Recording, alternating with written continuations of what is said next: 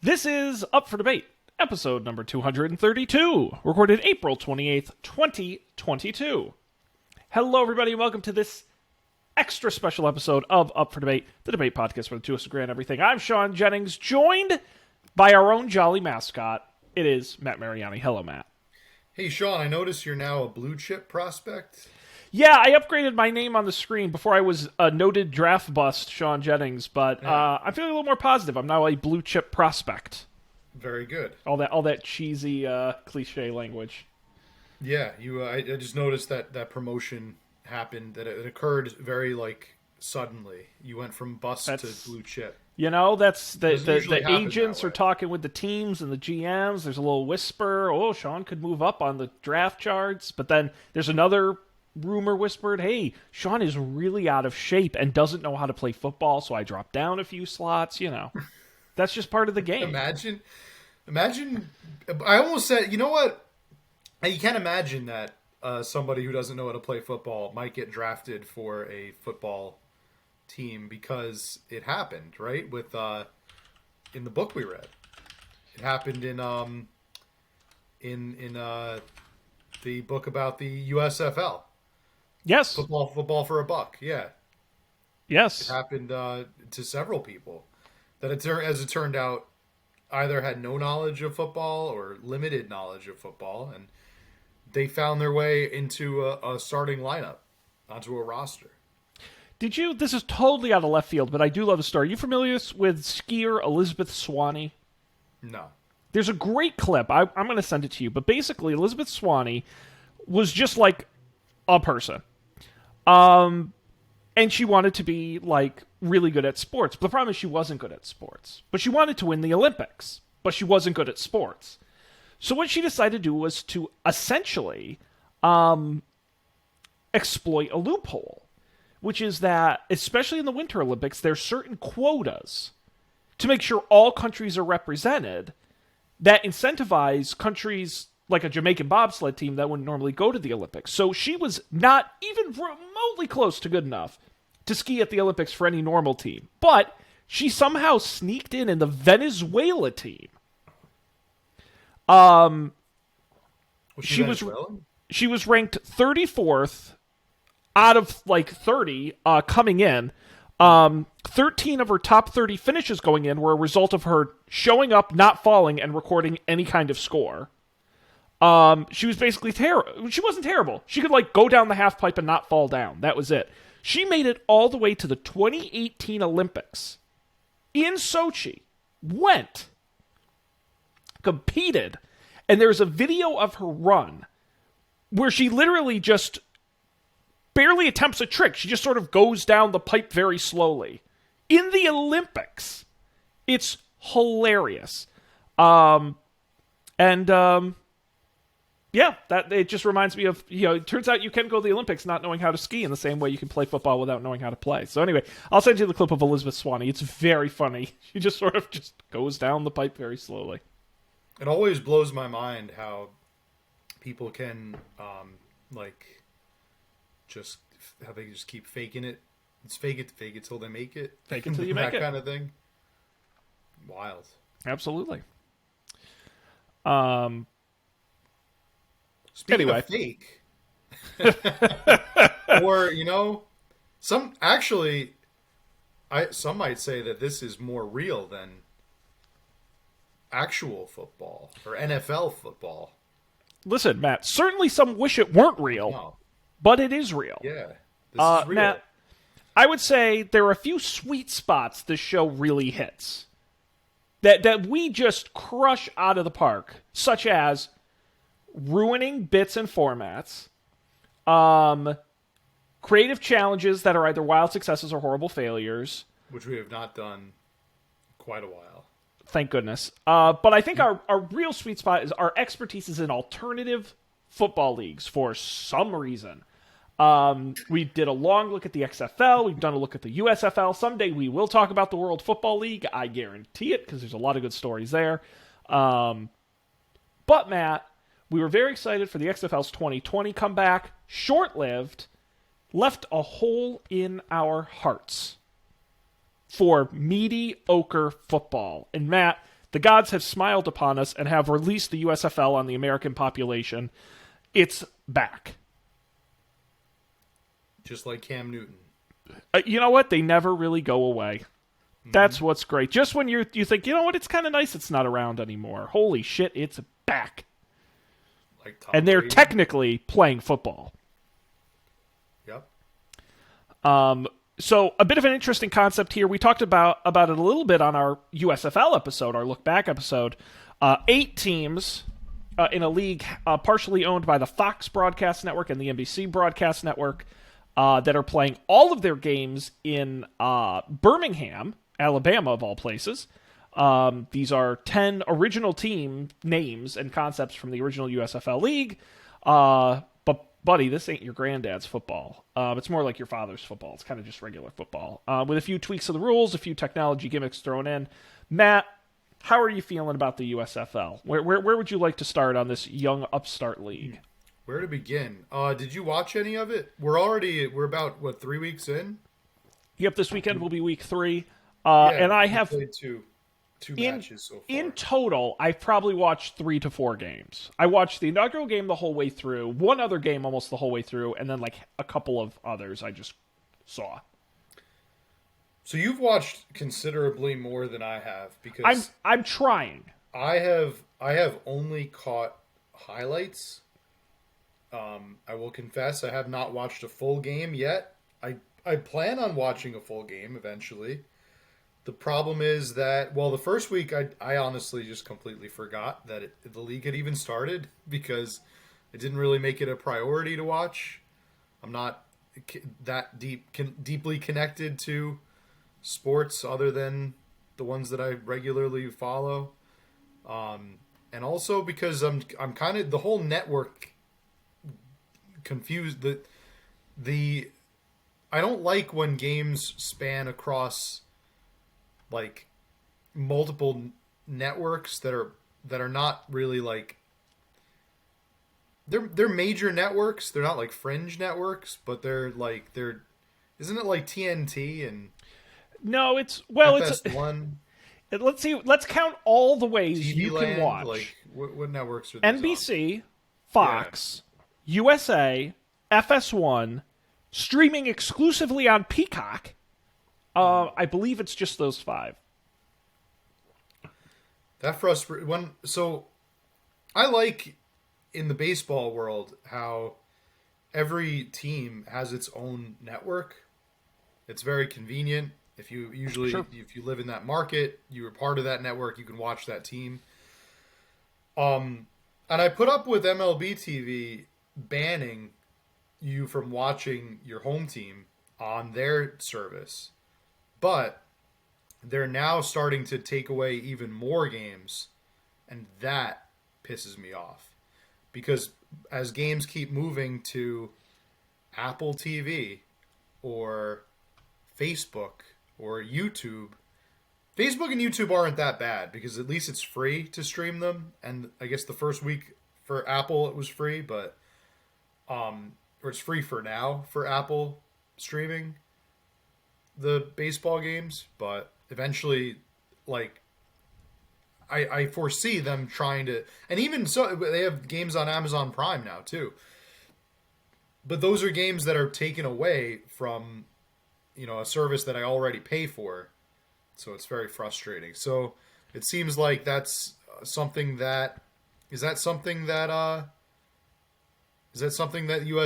is considering doing more of? I think it's a mix. It's half NBC properties, half Fox properties. And to be honest, simply the fact that it's on NBC and Fox proper is kind of impressive. But what drives me nuts is, like, part of the USFL's gimmick is the technology and how it's broadcast. But they should just stream it all for free on the USFL website. Like, the point of this league is not to make money. It will lose money this year. You're trying to grow the brand, right? You want eyeballs. That's all you want for this. So it should be everywhere for free. Are you kidding me? Yeah, no, I was going to say YouTube would be the ideal. Oh, YouTube my God. Or like Go on like Twitch. a Pluto TV and get a USFL channel and just play the No, totally. games. Like Totally. it's.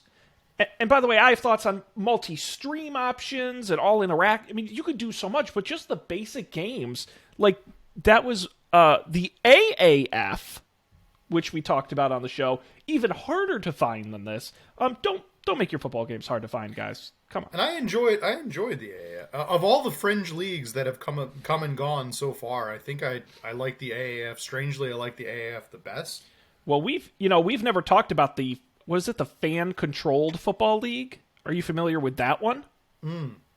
I actually watched a little bit of that. Did you? That's I have wild to me. I watched it was the algorithm, the YouTube algorithm recommended it was Johnny Manziel Yes. throwing a touchdown pass to Terrell Owens. Who both play in the fan league. Yeah. You want a gimmick? Fan controlled league. That's a good gimmick. So is the premise that the fans get to vote on the plays?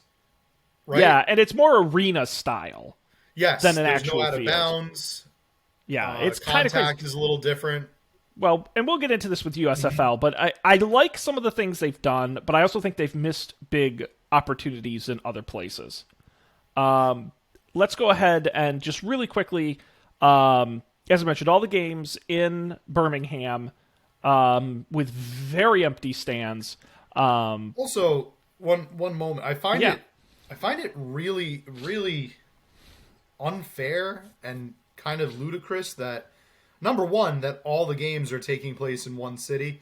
Understandable when you figure that there's only 6 teams in the league. Eight teams. There's 8 teams in the league, but that should be a neutral city. There is true. a team that is in the league that basically always has home field advantage no matter what, and nobody else does. Oh, and it's so funny because I have watched several games.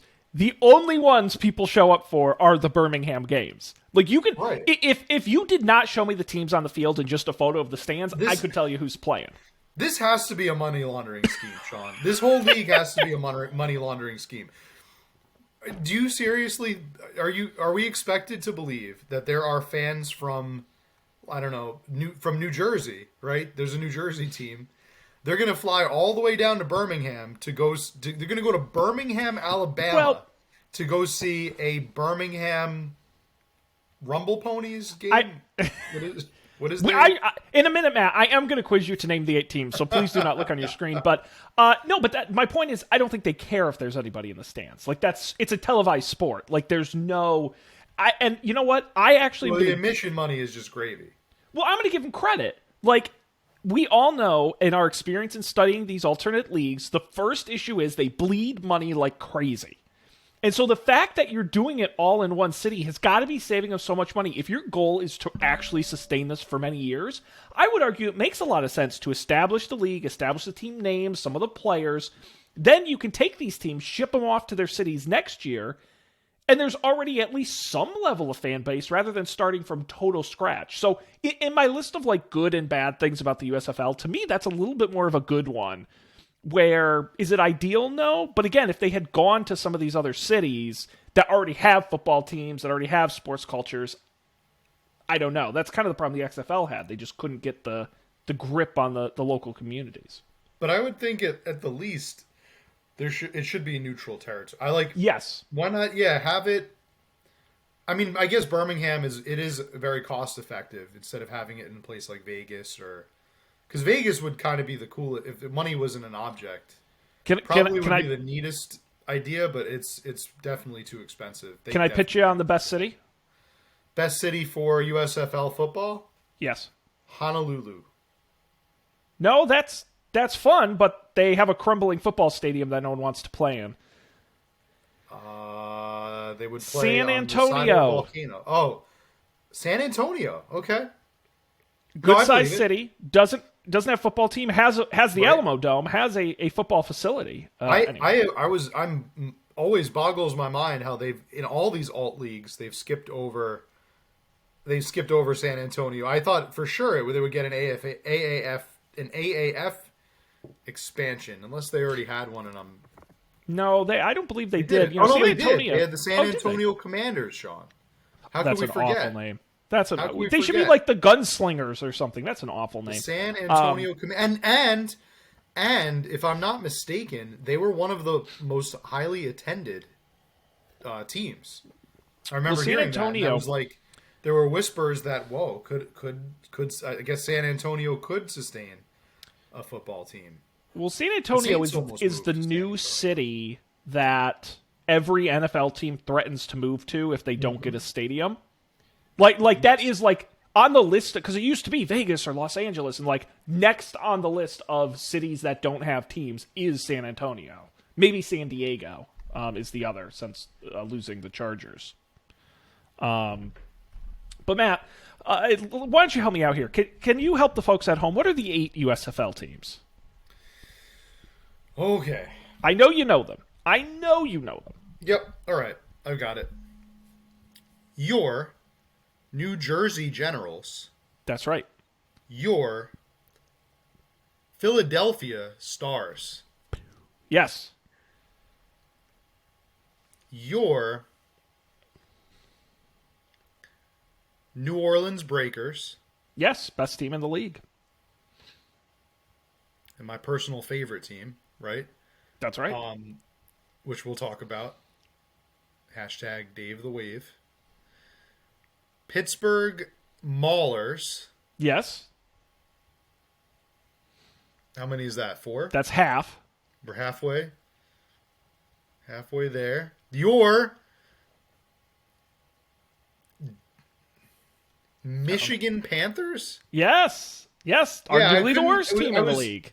I was between Michigan or Detroit Panthers, and I think it's the Michigan is. Panthers. Yep.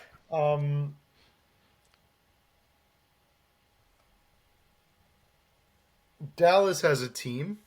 No. It's not the Outlaws. Dallas does not have a team. Dallas does not have a team.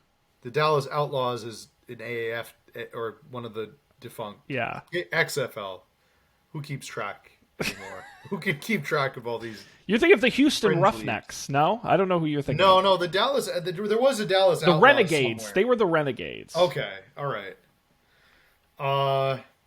You're forgetting the home team. There's not really a whole lot on the. Are there any West Coast teams No. that I'm missing? There's No, not, but what about right? the home team? The Birmingham? Yeah, I this Birmingham Stallions. That's right. Okay, you Whoa, got really? it. Oh, Yeah, my you got God. it. I don't know where Okay. that came from. 2 more Came out left. of the deep recesses of my brain.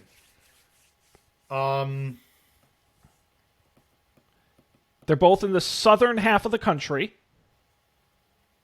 But most of these teams are. One No, of not them most is of them. Houston. Houston's got a team, right? Yeah. Yeah. The Houston Wranglers? Nope. The Houston.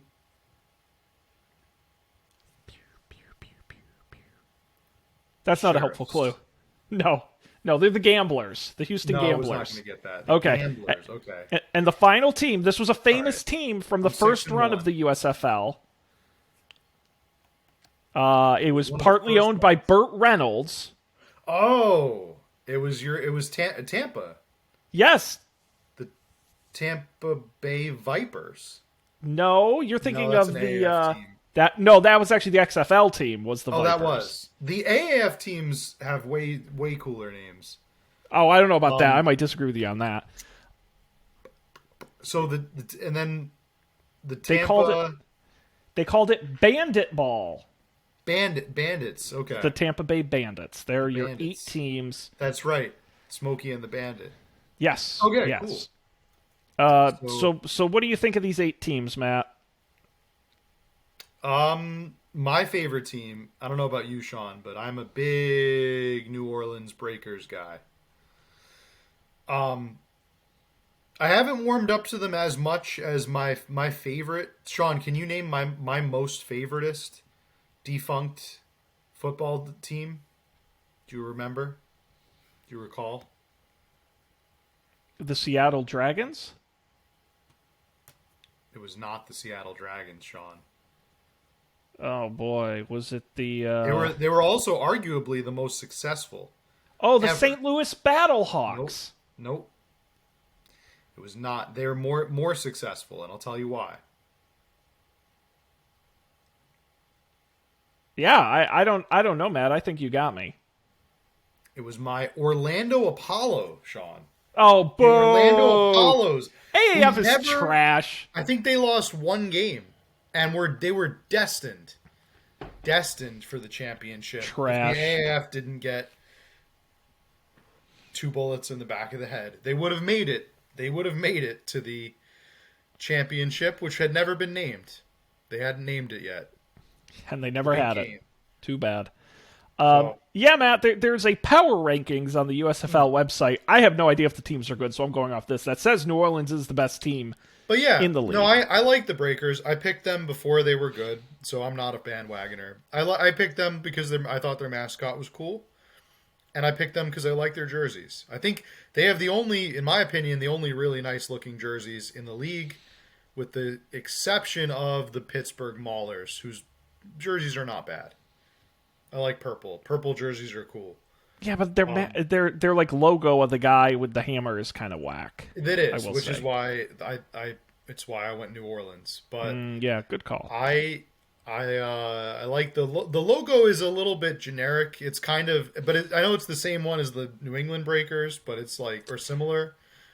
It's very corporate looking. It looks. We think we talked about this in our episode. It looks almost like a BP logo or like a natural gas or investments or something like that. It's like a really generic looking logo. Well, and the problem I have is New Orleans Breakers, the name I can take and leave. I mean, as we talked about, they started as the Boston Breakers back in the original USFL. Makes a little more sense. But to me, this is a very like Atlantic Ocean East Coast logo. Like nothing about this is very New Orleans-y.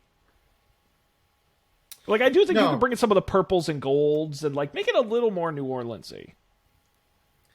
Yeah, I always thought they would have like Mardi Gras themed uniforms, like green and purple and gold, and they would really emphasize that. There is nothing at all that says that like speaks New Orleans on their team, but still pretty cool.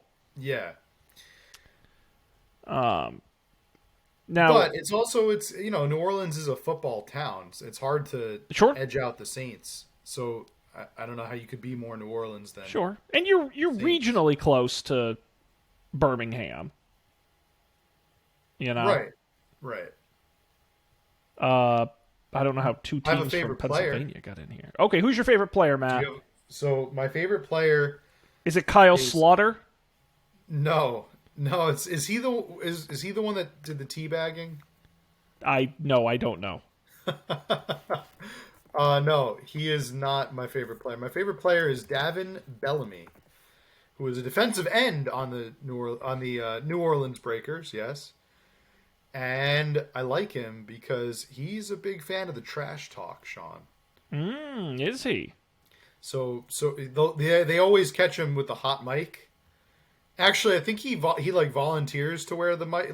A lot of what they're doing a lot of in this league is it's like excessive hot micing because they're for the entertainment and the notoriety factor. They're miking like multiple people and multiple sidelines, and they play. They're miking everybody. They're miking pretty much everybody, and they I guess they really want to emphasize that like on the field, atmosphere in the broadcast. So Bellamy on the hot mic is very big into the trash talk. He's very big into like the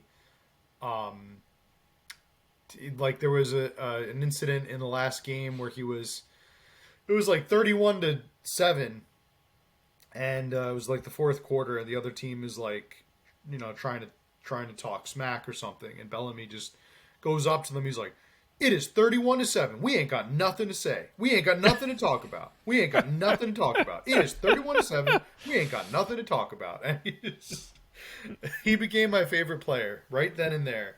That is awesome. It is 31-7. We ain't got nothing to talk about. We ain't got nothing to discuss, I think is what he said. We ain't got nothing to discuss. One of these future weeks, I'm going to run a quiz for you where I'm going to name somebody and you have to tell me if they're a USFL player or not. Because I'm just enjoying some of these, like, Will Likely, CJ Marble, They sound so like computer generated. I was just gonna say they sound very much like you played through the franchise in Madden, and you're running out of like actual players, so they just start stocking it with the generic like. Oh, who's your quarterback? Shea players. Patterson. Yeah. I love our cornerback, Jalen McLean Sapp. Yeah, that actually sounds like a baseball. That's a little more interesting. Brian Scott. That sounds like a baseball player. Yes. No, he's your Philadelphia Stars quarterback. Can we man, talk about the Philadelphia Stars uniforms? Oh, okay. What about them? Possibly the worst uniforms I've ever seen a sports team wear, Sean. I hate their uniforms. The uniforms are absolute garbage. A little much. Absolute They're a little garbage. much. Look at it. They're very ketchup and red. mustard. It's ketchup and mustard, exactly. It does not look good. It looks like they might as well just pick up that McDonald's corporate sponsorship right now, because it just looks like McDonald's logo. Maybe that's eventually down the line what they're planning to do. It's just going to be all like they're going to, where how NFL has fought against it, or MLB has fought against like corporatizing logos on their jerseys. Yep. They're going to like really heavily lean into it, and they're all going to just be like covered head to toe. And the Stars are just maybe ahead of the curve on this one. Yeah, I'll also say I'm actually going to share my screen so you can see it too, Matt, because I'm looking at all the jerseys on the Shop USFL website. I agree with you. I think the Stars here are pretty bad. And I think the Panthers are kind of crappy. The Panthers look just very high school to me. But it's the maroon with the blue. That's kind of sad. I mean, you look at like the Generals is very generic. The Stallions is very generic. I agree. I do like the blue, and there is something fun about the Maulers. I'll give you that. The purple and the orange. At least they stand out. That's my Apollo's colors too. The black of the Houston Gamblers. I mean, would you pay $80 for they're pre-order. You can't even buy them. Oh, would you believe it? No, can you get them custom with your name on it? There's just nothing. There's nothing like cool desire. Like if people saw you wearing that jersey, I don't know if they would even. They would probably think it was like your fantasy football team jersey. Oh, sure. Like, you had it like custom made for your, and they would think that would be like really sad. So. It makes me sad. They would probably, given the names too, they probably also would think it's your fantasy football team. Oh my God, Matt! You can pay $150 for an official game football. A football with the one of the ugliest logos in sports stamped on it. Oh, talk about so generic bad. And looking like a shipping company. Terrible. Oh, look at really, that! I love. It's very ugly. It's the product details. It says, "Get your very own USFL official game football. Perfect your game with this football, and maybe you will see yourself in the USFL one day." Wow, what a dream big. I love how they're just assuming that this league is going to last more than a year. Kid, one day you can grow up to play in the US, to not be good enough for the NFL. It'll totally be around when you're a grown up, Johnny. I'm going to click notify me when available. That's awesome. Yeah. Yeah, we will talk about the balls a little bit later. Awful logo. I really hate that logo. Well, it's the original. It's the original '80s logo. For better. And honestly, in the '80s, I think it works. I just am surprised. It worked in the '80s. I was going to say modernize very well in the '80s, but it doesn't. Like usually, when they bring things back like that, it's to capture some kind of nostalgia. I don't know if this really does the same job. Not at all. Well, and I'm surprised that they call it United States Football League. Like even the announcers will call it that. I thought they would pull an XFL and just say it doesn't stand for anything. It's just the USFL. Because I think United States Football League is kind of lame.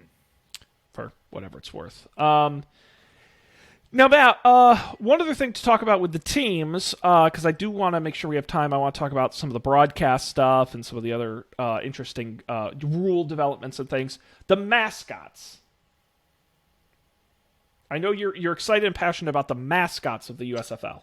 I am. The mascots are pretty cool. I like the mascots a lot. I like the. So do you want to go through all 8 of them? I'm pretty hype about the mascots, I will say. All right. So let's go through all 8 mascots, and Matt, I think we should grade them on a mascot scale. Okay. So who would you say is like a 10 out of 10, the best mascot in sports? The best mascot in all of sports. Yes. Go put you on the spot. And if The you Philly say Mr. Fanatic. Met, I will kill you. I just said the Philly Fanatic. Great. I Love flipped it. the script on you. Why? Because what the hell is he? He's like some kind of alien. He is unpredictable. Lovable, Oh, but but you know what? I annoying. just remembered that there is a better mascot. Speaking of unpredictable and probably an alien, it's gritty. It's gritty. Gritty, from, yes, Gritty is the 10 out of the 10. Philadelphia Flyers. How could I forget him? He's That- way better that than is the Philly Fanatic. so Hell yeah. perfect. Okay. Hell yeah. So No, Matt, I like the Philly Fanatic. He has like fun mischief where he'll like bump into you or accidentally spill popcorn. The Gritty is just a deviant. Like he will just walk over to the opposing fans and just dump popcorn on their head. mess you up good. He won't even make it look like an accident. At least the Philly Fanatic is very like slapsticky and he'll make it look like an accident. He's got that really long tongue that shoots out. But Gritty is just a sociopath. He'll just do whatever it takes to ruin somebody's day, and I love that for it. I like Gritty. I'm all about Gritty. So let's rate each of these mascots on a scale from 0 to Gritty. The worst mascot is probably on the opposite end of the scale. I think Mr. Met is a terrible mascot. Mr. Met's a great mascot. No, he's just a giant baseball He's head. probably a solid 8. Come Probably on. a solid 8. Okay, He's who's an the worst excellent mascot? Go ahead. Who's the worst mascot? The worst mascot in the world is one of those guys that stands outside with like the sign, and he spins the sign. Well, I Googled, and according to Googled Bleacher worst Report, mascots? the Stanford tree. Are you familiar with the Stanford tree? I actually know this one. But the Stanford tree is Stanford mascot. It is a tree. It's not even really okay. It's not. What was the mascot we made, Sean? Oh, Gertie the Grit? Gertie the Grit. Okay, that's so the Gertie- worst. Gertie being the worst, Gritty Yeah. being the best. I don't know if that'll get too confusing, but Okay. I mean, really, it's just gonna be like a 1 to 10 scale, but I just like having some context. we've had our share of mascots on this show. We have talked a lot about mascots. So let's get into this. The New Orleans Breakers introducing Dave the Wave, the coolest man in sports. What do you say, Matt? You a fan of Dave the Wave? You love Dave, Dave the Wave is very cool. How would you describe Dave the Wave for people who aren't looking at him?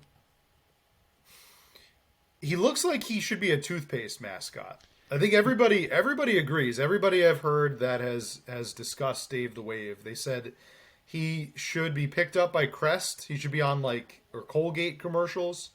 He looks like his hair, because his hair is gelled back. It's a wave, but it's got blue and white streaks through it, so it looks a lot like a squeeze of toothpaste. And he's got very cool. He's got those really cool sunglasses that are like, I don't know, what would you call those? Aviators or like skiing sunglasses? Yeah, they're just big sunglasses. Very big, yeah. And he's got. But he's got a big smile too. That's why he smile, kind classic- of looks like a toothpaste guy, like a big classic white cheese. smile. He's got the big cheese smile.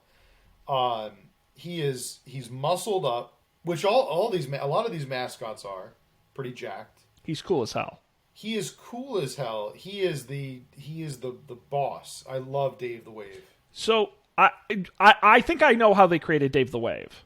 Do you want to know the story? Okay.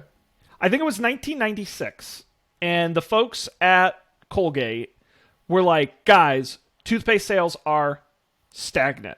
We have got to get with the young people. What do they love? Extreme sports. Introducing Dave the Wave, new Extreme toothpaste. That's what he looks extreme like. sports, and they love dental health. Dental Yes. hygiene is important. It's Mountain Dew. The toothpaste is Mountain Dew flavored. Introducing Dave. Yes, Dave the Wave is great. I agree. Probably my favorite on the list, though we've got many more to look at. I just think he's just an absolute just an absolute boss. Well, He's like the boss of all the other mascots. He's fun and edgy, like Gritty, right? Fun, but also edgy. He's the Chad. Yeah, man, do the wave. Next up, the Michigan Panthers, Pablo the Panther. Average. No way. No way. I don't think he's bad. I think he's average. He's Gertie. He's a Gertie level. No, come on. He's not bad. He's just fine. He sucks. No, he's not. There's nothing cool about this mascot. Well, what can you do with a panther that's cool? He looks like a panther. He's got a shirt with the stupid logo. Well, so does Dave the Wave. Logo, yeah, but that logo is better. And that's true. Go back down to Pablo. Why is his name Pablo the Panther? What does that mean? So, by the way, all the names were chosen by Twitter poll. So they had like 4 names for each of them, and they took a vote. But Dave at least makes sense. Pablo the Panther, like... How does Dave make sense? What does Dave have to do with the Breakers? Dave rhymes with wave. Pablo is alliterative with Panther. Yeah, but why not Pete? What should it be? Manther the Panther? Yes, that would be better. It would be better. Still sucks, because he sucks. You just look at him, and he looks just... very generic. There are worse. I don't even think he really looks like a panther, Sean. I think he looks more like a cub. That's true. He's not very panthery. I thought panthers were black. Yes, they are. Okay. That was what I was led to believe. Okay, Carolina so he's just Panthers a cat, a large cat of some kind. Okay. So terrible. Okay. Logo. So terrible a fail on Pablo. Fail on Pablo. All right. The Bayside Bandit. Look at this guy. Worse. I think that's worse than Pablo. Disagree. I think it's better. Oh, come on. I think it's better than Pablo. I will say, first off, better name, the Bayside Bandit. Still not the best name, but not the best. But I'll give you the name. I don't mind the name. The Bayside Bandit is it's all about the eyes for him. Like everything draws you to his eyes because he's got the big bandana. He's got angry eyebrows. Half of his face. He's like he actually looks like he could hurt you. Like his eye. He's the only mascot I would say I would be uncomfortable if I was like he's one-on-one unpleasant with this guy. It would not. I would not be having a good time with him. I'm surprised they didn't give him real guns. He's got the eye shadow. It's about the eyebrows. He's got the shadow, the liner, right? And everything is focused on those eyes. It's unpleasant. Unpleasant. I say a fail, but you're a fan. I'm a fan. I'm moderately a fan. I'm not the worst. Right. He's the middle. He's definitely the middle ground right now. Okay. Next up, the Birmingham Stallions. Stanley the Stallion. Probably my least favorite name of the bunch. Although there are other bad ones. But Stanley, bad. Yeah. Not a good name. This is like Bodie McBoatface. Yeah, it's unpleasant. That kind of name. Stanley the Stallion? No. You could have done better than that, Birmingham. This falls into the Pablo category of just generic animal. Like, no defining features or anything uniquely interesting. It's just a guy with a horse head. Really, yeah, nothing really to talk about with this guy. Terrible. No, but he also has the big Dave the Wave smile, though. Yeah, he does. That's true. I'll give him some points for that, but still pretty terrible. Not good. I want to read some of the comments on like what do the replies what do the say? Hometown fans think about this? Oh, this guy says has to be the best one of all, in my opinion. Don't you agree? Although the guy has a Stallions logo as his user icon. He probably made the. Designed it. He's the artist. Mr. Ed was better. Giddy was one of the alternate names. I do know that Giddy they did better. Giddy definitely would have been better. I like how they had the gift from Stanley from The Office. Oh, Rocky the Stallion was a good one too. That would have been great. Well, that's more of a Philadelphia thing, but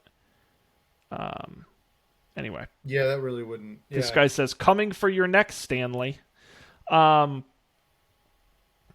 Next up, I think the better version of the Bandit, which is Ace, the mascot for the Houston Gamblers.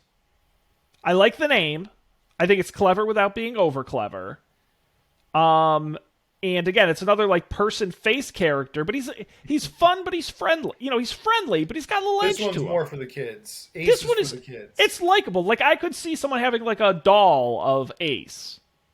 Ace Like he's is for the got cool. kid. He's like Woody. He looks like Woody from Toy Yes, except he has the little Ace playing card in his hat, so he's a gambler. He's a Houston gambler. Story. Yeah. The smile's kind of a little crooked. It's got a little edge to I would it. have made him have the that green casino hat. Oh, the visor. The visor, yeah, that would have been my design for him, but or it would have had that visor, but he also would have had like the phone with like DraftKings sportsbook on it. Like he's a Different chronic kind gambler. of gambler. Yeah, he's got like money pouring out of his pocket and I love that. maybe some chips. He's got like the gambling chips in a satchel. Yeah, I like Ace. You could throw those to the kids. The kids would love that. Yeah. Good. A very profitable character, Ace. What about a big roulette wheel? Oh, sure. And he could throw it at his enemies. I think they're all superheroes, but they're not. They're just mascots. I Like, get they don't that fight vibe anybody. that they're going for like an Avengers kind of thing. Oh my god, do you think they're all going to team up? Oh yeah. That's No, crazy. actually, that would be too good. That would be a good idea, but it's probably never going to happen because these are very clearly not the most creative minds in. No. And speaking the of planet. not creative minds, let's talk about the Pittsburgh Maulers. Marty the Mauler, who is a buff construction worker with suspenders and a yellow hard hat. Bad. Yeah, not Bad. great. I'm thumbs down Just on Marty.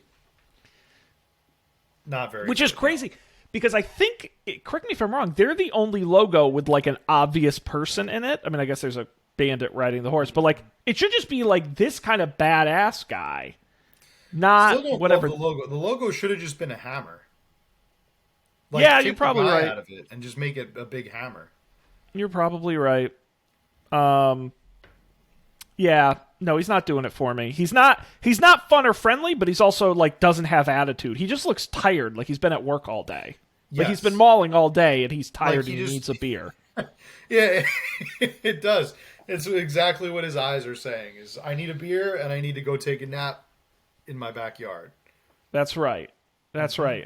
And someday I will die of black lung from working in the iron mills, but yes, Marty needs a cheesesteak. yep. I do believe that. We have the Generals introducing General Jersey.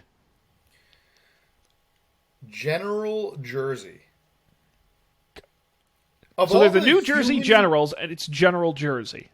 Of all the human mascots, I think General Jersey's my favorite so far. Again, he's got the sly smile. Really say about him though. He's got a big smile. I He's think got the military hat because he's a general. he does. He has the helmet. I think he's black, which is great.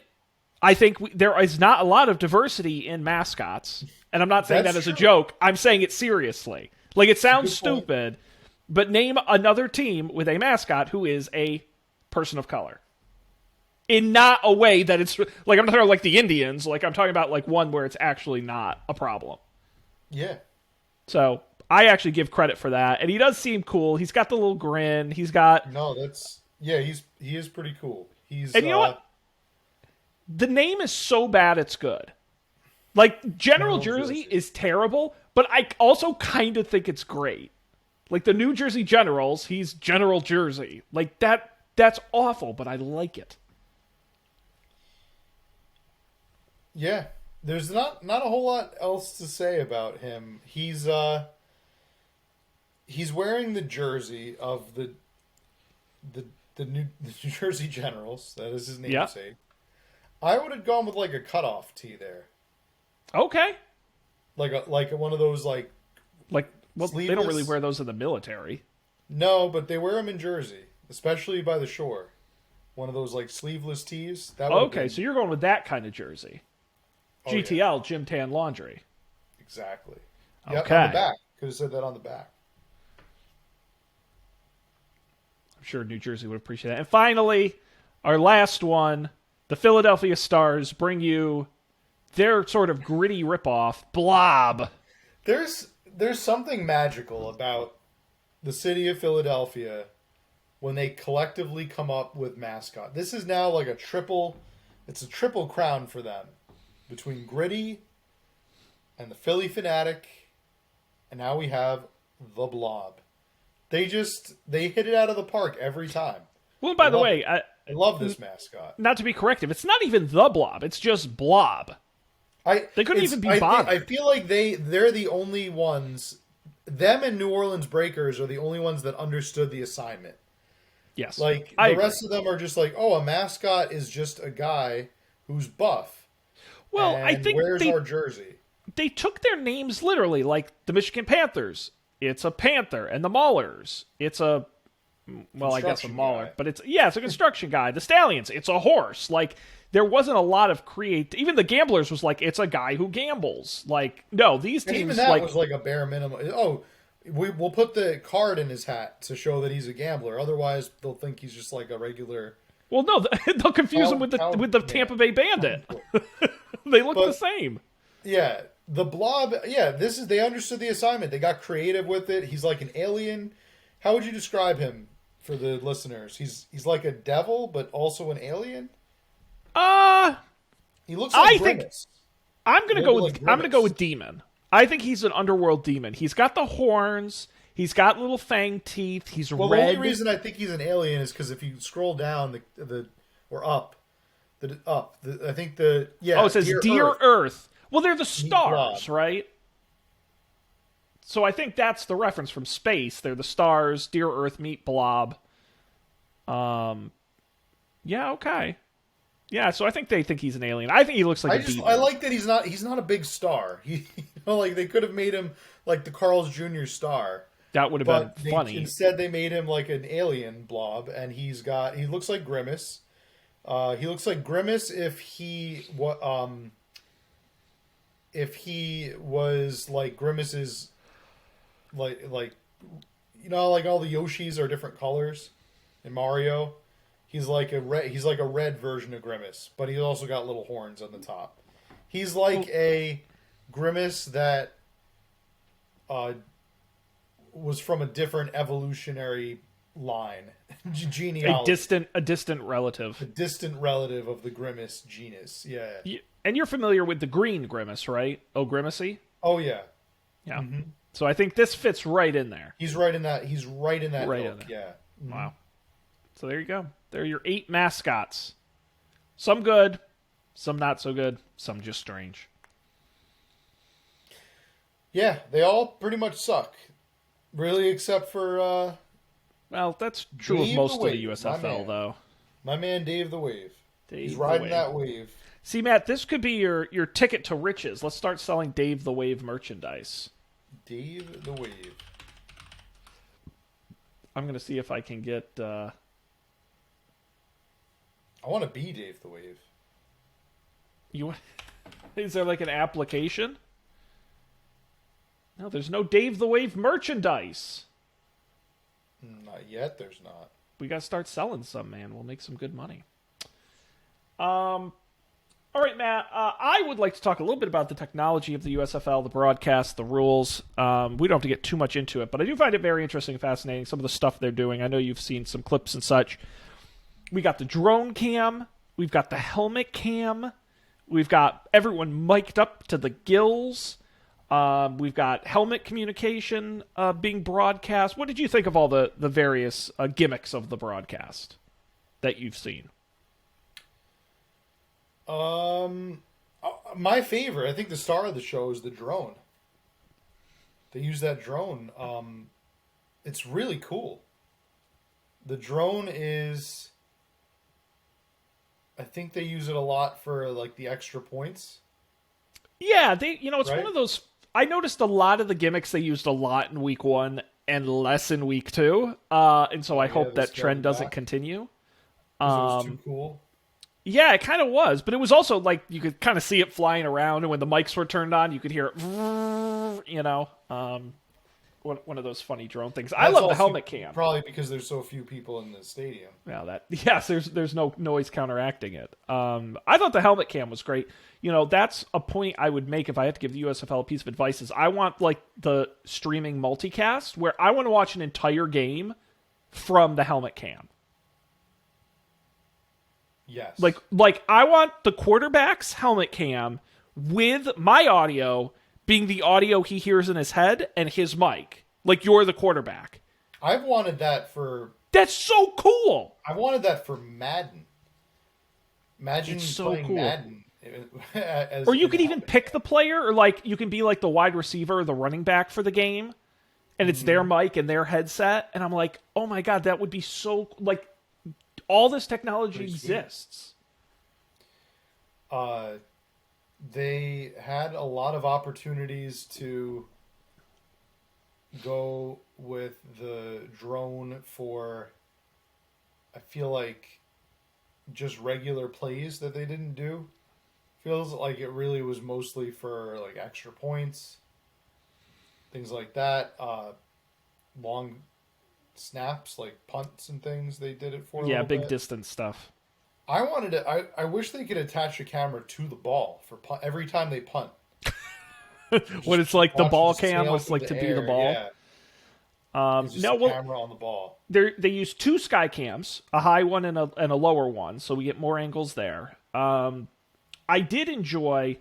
I kind of wanted the commentators to stop talking because there were times where they would play they'd have the coach on screen, they'd have the players on screen, you'd hear them calling the plays, you'd hear them in the huddle, you'd hear the coach talking in the headset. I loved that stuff. Like, that's different. Like, lean into that. I don't need a commentator being like, well, it's 3rd and 10. This will be a tough one for them to convert. Like, no shit, Sherlock. Like, I know how football works. I don't know. Yeah. I feel like the gimmicks were good. They just weren't used as well as I thought they could have been. No, it's nothing like the zip cam from the XFL days. Nothing like that. It's nothing that's going to, I think, revolutionize. And I don't even know if anything will be really heavily incorporated into NFL when it comes back. But I thought I think they were trying to make their headway more in audio, kind of like we were saying before with miking instead of the visuals of it. XFL was more visual. I think that USFL is trying to be the audio league. Like, they're trying to bring you to the field through sound, which is an interesting angle. It was great. I enjoyed it. I mean, they had the sideline reporters checking in throughout the game, which was great. And what I loved was they would literally take the quarterback out after a drive, and they'd be there, and you'd watch at home the quarterback watching an iPad, watching the play he just made, and explaining to you what happened and was going through his head. I'm like, whoa. That's really interesting. Like, I've never heard that before. Like, literally seconds after it happened, them seeing the tape for the first time and being like, oh, I didn't see that guy was open. Shoot, I should have had that. You're like, wow, that's really innovative. Yeah. The live reactions, and of course, I think they're always really secretly hoping that something is going to go down that will get everybody riled up for the next day.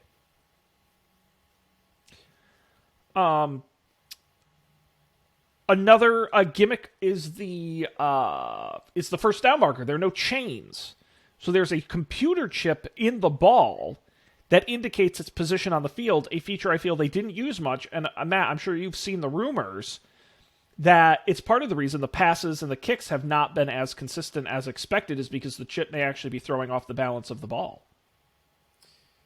I don't know if I buy that. I mean, how much do you think? I mean, it's probably can't be a very big chip. Well, but it might not take. I will say they have reverted. They were kicking with the chipped balls, and they actually switched to a non-chipped ball for the kicks. So that must mean they wouldn't do it for no reason. So there must be something to it. And I have seen some of these passes where the quarterback wasn't pressured and got off a clean throw, and the ball just sort of sails a little wonky. I don't know. I'm not an expert, but it wouldn't surprise me if that was the case. I mean, again, there's a reason why the NFL hasn't done it. And that could potentially be it. The technology just isn't ready.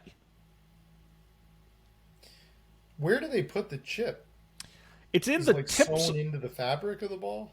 It's on the inside of the ball. Yeah, I don't know. They haven't really, trade secrets. They haven't really divulged exactly how it works. Is it in the seam? Maybe it's in like the seams of the ball. I have no clue. But I do know Well, that you were they out. have that great sort of like in soccer and in tennis where they have that sort of virtual look at the line to tell you if it was Yeah. over. It's pretty cool when they do it. They also never really do it that often because either it's obvious or the problem with having the chip in the ball is it's not always about where the ball is. It's about where you were down by contact or where you were. So it doesn't necessarily matter if the ball was over or not, right? That's not the question. So you can't review it that way. So I've only seen them do it like I think twice in 2 weeks. They don't do it very often, which is kind of a bummer. But Yeah, still a cool idea. it is interesting. I'm glad What they're do you think trying. about the rule changes? They're really, I don't know, weren't that many, right? No, you know, Seemed pretty minor. and well, and it's stuff we've seen in like the XFL and the first USFL. You know what I mean? The 3-point try is probably the gimmickiest one. Where you can go for 1 point, you can go for the traditional 2 points, or you can go for a 3-point try, which is a single play from the 10-yard line. Outside of that, there's an onside kick. There's rules nobody's done yet. That's the bummer. Onside kick alternative. Instead of trying an onside kick, you can choose to convert one fourth and 12-yard play from the 33rd yard line. If you can get those 12 yards, you keep the ball, but if you come up short, the other team takes the possession. I think it's interesting nobody's done it yet. Same with the overtime shootout. We haven't had an overtime game yet. And the overtime is a best-of-3 scoring format where each offense gets the ball at the opponent's 2-yard lines. They'll each take 3 shots. If they're still tied, then they keep going into sudden death. I'm so excited to watch that. They just have not had an overtime game yet, so it's not very interesting to watch. No, nothing really has come from that yet. No, I don't. I think there's been maybe one 3-point try. I don't think there've been many of those. So, I don't know. Not getting me excited at this point. No, there's nothing huge. I mean, my favorite alternate rule still is when they how the XFL took out the kickoff. Yep. I think that was smart. I think Yep. their alternative was smart. I do like the timing changes. A 35-second play clock instead of a 40-second play clock, a 25-second clock after stoppages, and then stopping the clock after first downs during the final 2 minutes of each half. So you're not doing 2-minute drills so quickly and creating more plays. So I think there's small tweaks that are helpful. It's just you don't tend to notice them as much on a game-to-game basis. So, I don't know, Matt. Why don't we put a pin in the USFL here? Any overall thoughts? What are you thinking of the league so far through 2 weeks, and where do you think it might go from here? I mean, if you're a fan of the sport, you know the sport is still there. I guess they didn't want to. Not really anything drastically different about it. This is a very generic league in almost every way.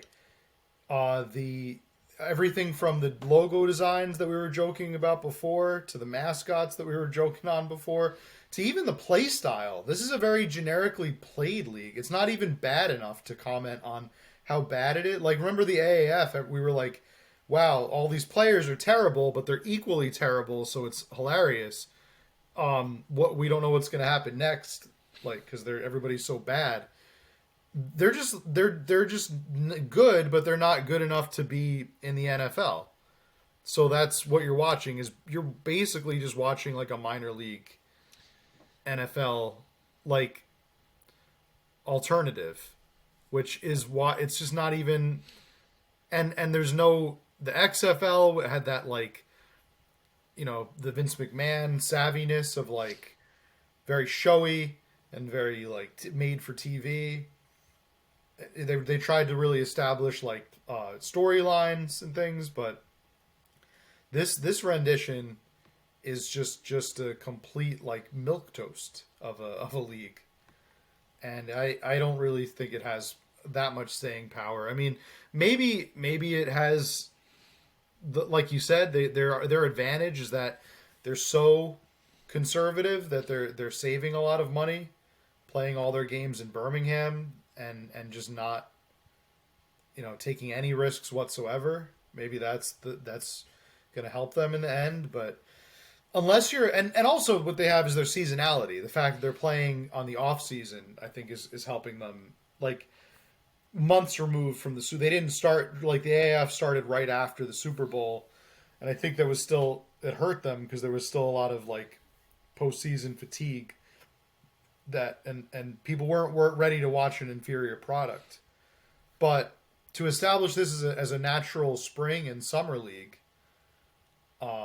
maybe I don't know. Maybe that gives them some lift.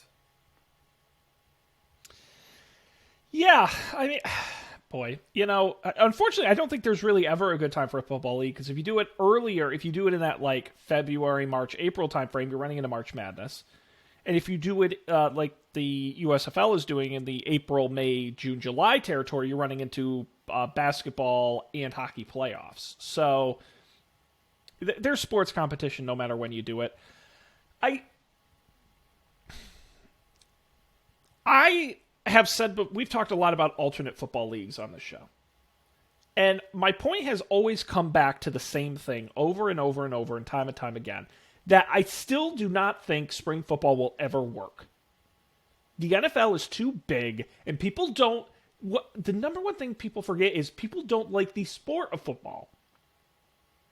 If they did, they would go watch the Pee Wee team down the street. It's not about the sport. It's about the team you've loved since you were a kid. It's about the players you've been following since they were in college, and then the draft is on tonight. The draft is going to get 10 times the ratings of one of these USFL games. The NFL draft will get similar ratings to an actual NFL game. That's how big you're dealing with here. I don't think any alternative league can get to that point and generate that kind of excitement and buzz. It needs the gimmicks. It needs the excitement. It needs uniqueness. And you're right, this league, God bless them for trying the helmet cam and the drone cam and the chip in the ball and the 3-point try. The football is just okay. The players are nobody you've heard of. The teams aren't even playing in their respective cities. So you can't even get a local angle on it. So why should anyone give a shit? I think the only reason the XFL was relevant earlier was because Vince McMahon is a personality. And upcoming because Dwayne "The Rock" Johnson is a personality. You need something to get people to tune in. And it cannot just be the fact that they are playing the game of football. And the USFL does not understand that. You need an angle, and the USFL seems like a league that is afraid of taking an angle. Well, they think you need some kind of spin, and they're just afraid of doing anything different. They just wanted to be football, but played in the springtime.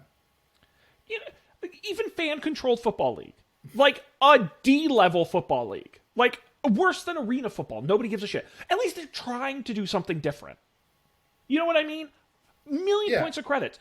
Fans pick the plays. I give arena football a lot of credit for bringing in players you've heard of. I would really rather than bring in old retired players that I at least have, like, oh, Johnny Manziel, that's really interesting. I would like to see him play. Like not Kyle Slaughter. I don't know who that is. So just whatever it takes to just blow it out and be crazy, do it. Because it's not going to stick around. If they even had something like make it have like 3 downs instead of 4 downs, just something different, just something new. Play with a different size ball, heavier ball or lighter ball. Put 15 people on the field. I feel like we love science experiments. Make it into a science experiment. What would happen if we played with 5 people on a team, like on each side? Like, what would happen if we played with like 20 people on each side? Like, I know. What would be kind of interesting is what if they had like a bunch of these rule ideas in a hat, or on like a spinning wheel, and at the end of every game, they have to for the next game, they have to spin the wheel, and the wheel determines like the rule set that they're going to play, and like the wild card rule. So it could be like next week we're gonna have spin, spin, spin, spin, spin a lighter ball, and then they roll out a lighter ball. We're gonna fill next it with week helium. We're gonna have spin, Yeah. spin, spin. We're gonna do The coach has to everybody's be the gonna play quarterback. with no quarterback. Yeah, or with the quarterback. The quarterback has to have his one hand strapped behind his back the whole game. Like, Well, now we're just something getting people wacky murdered. like that. I think that would just be really, or spin, spin, spin. We get rid of the fair catch rule for next week. Like, it just would be just create some fun. Like, Now, Matt, let me ask you: do you have any do you have like one idea that you would like in particular you'd like to see the USFL try? I can go first if you want a second to think. if I could implement one thing that I want them to Yeah, try like a out, rule change or something like that. You know, some way to change the format. You have one in mind already? Yes, I do. I'll think about it. Yeah. Okay. Half court. I think it should the between the 30-yard lines is not exciting football to me, because that's usually where drives slow or get stopped. So I think every drive should start at like the 30-yard line. And your only goal is to go 30 yards and score something. And so it's all action. It's all red zone all the time. And it's a shootout. Scores are going to be way higher because you're going to be scoring much more often. You're going to get a lot more variety in plays because, again, you're limiting the field, so you're not worried about 10 yards, 10 yards, 10 yards. And you can do it in smaller stadiums and smaller areas because you don't need as much of a field. So that would be my gimmick, is because that's what people like. It's that college overtime rule where you start at whatever the 10-yard line and your point is to score. It's kind of like that. I'd give it a little more field, but literally just score the shit out of the games and get the excitement way up. No, I really like that idea. Yeah, I was gonna go with no out of bounds, like arena football. Oh, that would be cool. It's not a new idea, but I like when arena football. I like the way that they tried that.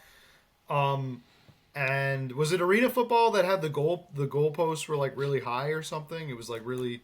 It made kicking field goals a lot harder. I think they like raised the goalpost, the height of it, so kickers had to get more height.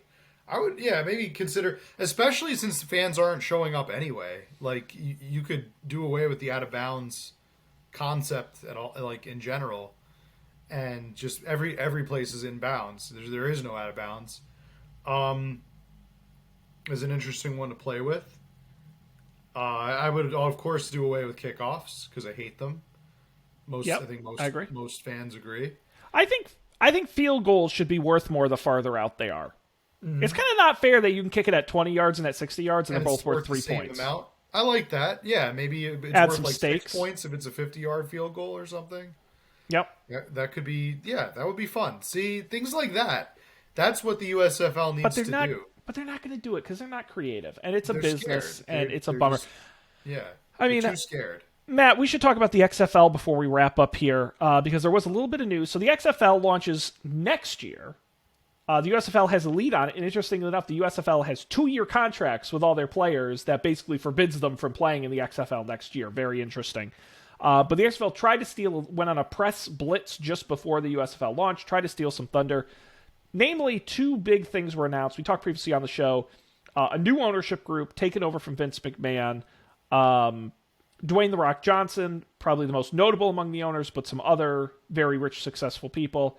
The big thing is the new logo. The new XFL logo. Tomorrow's league starts today, as they say, focusing on players. Matt, what do you think of the new XFL logo?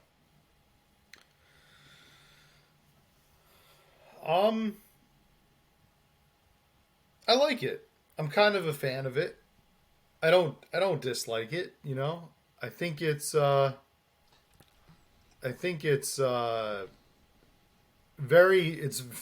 like gym bro, like it's a gym, looks like very athletic, like gym bro type logo.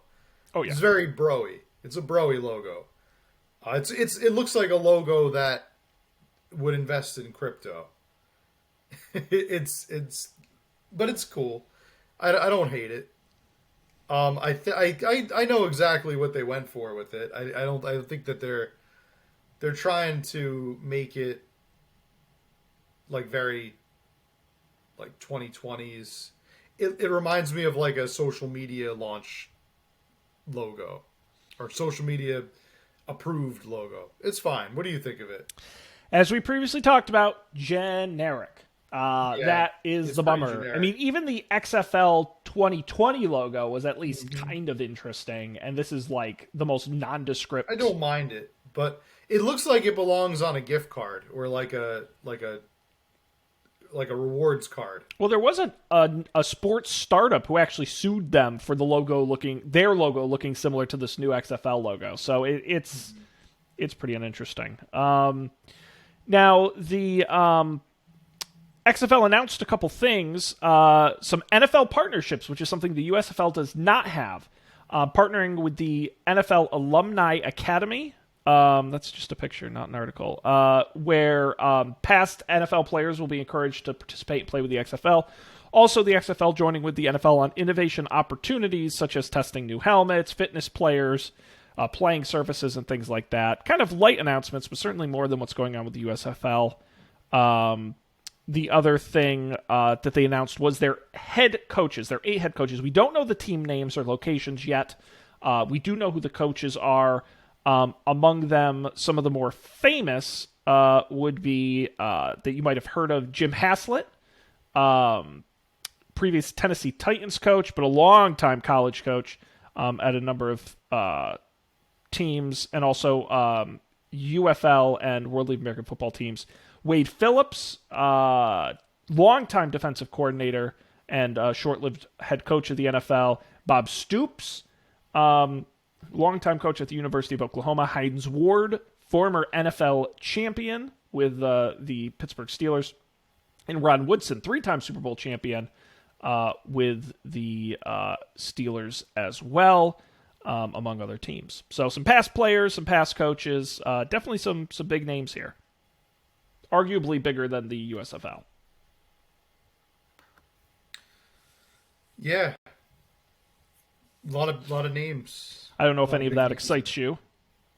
Some names, definitely heard of them. Yeah, that's I think a step in the right direction for XFL. I'm glad to hear some whispers that they're coming back.